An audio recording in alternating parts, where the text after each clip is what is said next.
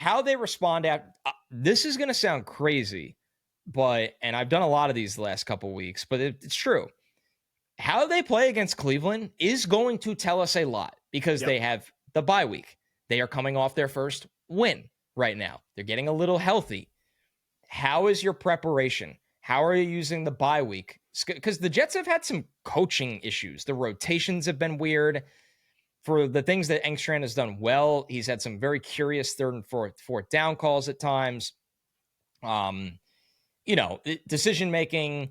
Glenn's been a little hot and cold, I would say, at best with the fourth downs. Yep. But the 2-point conversions look like a win for him coming off of last week. So yeah. And then, like you said, the second layer of it is how do you play against New England in those two games? Because New England's rolling right now. You don't have to win, but you can't get embarrassed. Because guess what? Drake May and Mike Vrabel ain't going anywhere right now. This is the world you're living in right now. You're going to have to deal with them for a long time or as long as you're here. So do you show up against them and say, yeah, you rolled over for the most part, besides Bill Belichick's last game. You rolled over the Jets for too long. But by the way, I will never get the smile off my face that's how Bill Belichick went out in the snow. Breece Hall, 71 carries. Breece Hall, 71 carries for 469 yards.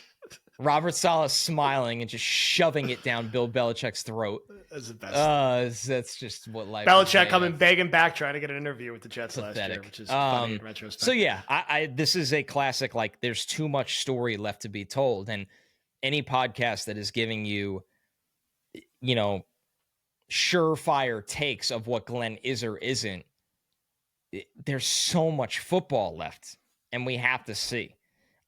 What I do know is, like, my fair or unfair takes is Wilkes is not the long-term defensive coordinator of this team. No. And Fields is not the long-term quarterback of this team because it's hard to evaluate with the passing. But can Fields string together a couple performances here that help you evaluate the rest of the team? Be QB2 next year, so that contract and that really matters a lot. I don't want to go out and give $8 million to a backup next year. I don't want to do it. Can you go allocate that $8 million to another wide receiver? Yes. So Fields playing mediocre it would be a massive win for this team. Yes. Also, I like the locker room content. Who wants to fly with the Jets? The reaction is nice. It's good to finally see one of those. Who did the plane?